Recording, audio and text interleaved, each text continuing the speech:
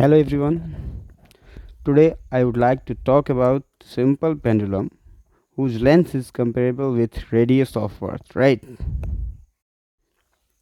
So, suppose this is Earth whose center is this. Let us say this point is C and the radius of Earth is R. Now a pendulum having sufficient length is hang over here and this is oscillating like this. Okay, what we have to do, we have to find the time period of this type of pendulum. The length of the string is given as L. Okay, so suppose at any particular time the pendulum bob is at this place. Okay, so join this point, this bob, with the center of Earth. Let us say this angle is phi and this one is theta. We all know the type of SHM is angular, but suppose we are doing a linear treatment on this. Okay, first draw a tangent at this point, right? This will be treated as the mean position for the linear stem. This distance is x. What we have to do is we have to find the restoring force acting on the bob, means how much of the force is along this line, along the tangential line. Okay, so first we all know this bob will be attracted toward the center of Earth by a force which is its own weight, that is mg, right? Okay, so what we have to do, we have to find the component of this mg towards the mean position, means in this direction. Okay, this will be equal to mg cos of this angle, right? What is this angle? Let us say this is alpha. So cos of alpha. Okay, what is the value of alpha in terms of theta and phi? It is 90 minus theta plus phi. So the restoring force will be equal to F is equal to mg cos of 90 minus theta plus phi. Okay, this will be equal to mg sine of theta plus phi, right? Now look, the direction of this force is just opposite to the displacement x, so we can write minus sign over here. As theta and phi both are very small, so theta plus phi will also be very small, so we can write theta sine theta plus phi as theta plus phi, right? So sine theta plus phi is replaced by theta plus phi. Now as theta and phi are very small, so we can write theta as tan theta and phi as tan phi. Okay, now let's find the value of tan theta and tan phi in terms of x. Okay, so that we can compare f with minus some constant times x. Okay, so as this theta and phi are very less, so the arc that pendulum makes is also very less. The arc length is very less, right? So this point is not here, this point is not here, it is basically very close to this point. So this line of action of restoring force can be approximated with like that. Okay, so the diagram is roughly like that. This angle is theta, this angle is phi.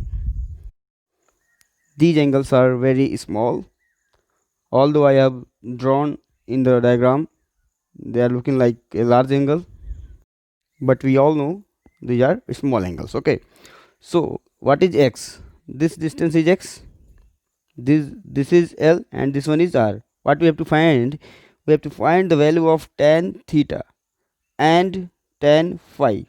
Tan theta will be equal to x by L, whereas the value of tan phi will be equal to x by R. So what we have to do is put these values in the formula derived for restoring force. That one was minus mg times tan theta, that is x by L, plus tan phi, that one is x by r, right? By this equation we can easily find the value of acceleration. That will be acceleration is equal to f by m, that will be equal to minus g 1 by L plus 1 by r into x. We have taken x as a common in both the terms. Okay, here we have find acceleration is equals to minus times any constant into x. That constant is what? The constant is nothing but this is the omega square. Okay, we have learned this in the basic theory of SHM. So we have omega square with us, which is equal to g 1 by L plus 1 by r, right? From this we can find omega.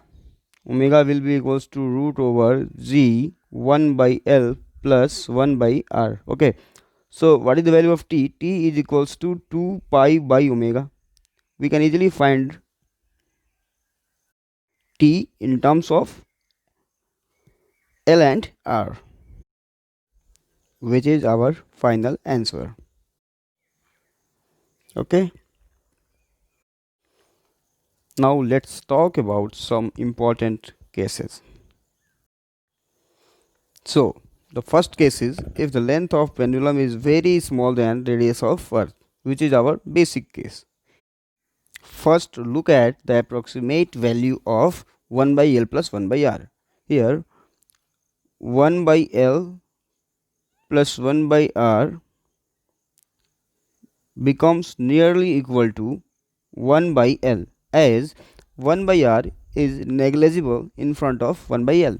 So our answer will be t is equals to 2 pi root over 1 divided by g into 1 by L. That will be equal to 2 pi root over L by g, which we already know in the basic problem. Okay, now let's talk about another case, another important case, in fact, case number 2. This says if length of the pendulum is much more than radius of earth, in this case the approximate value of 1 by L plus 1 by r will be 1 by r, as 1 by L can be neglected in front of 1 by r. So the t will become 2 pi root over 1 upon g into 1 by L plus 1 by r is the formula, but here the value of 1 by L plus 1 by r is approximated as 1 by r, so we have to write 1 by r over here. This will be equals to 2 pi root over r by g. Okay, this is the answer. Look here, in this time period everything is constant. 2 pi r g, everything is constant. Its value is fixed, and which is equal to 84.6 minute, right? Remember this, 84.6 minute, right? Now let's talk about case number 3, in which the length of the pendulum is equal to radius of earth. Okay, so in the expression 1 by L plus 1 by r, nothing can be neglected. That will be equal to 1 by r plus 1 by r, that means 2 by r. The answer will be equal to 2 pi root over r upon 2g, that is equal to 84.6 divided by root 2. You can easily find. Okay, so let's not discuss that case. Okay, hope you enjoy the video. Thank you so much for watching.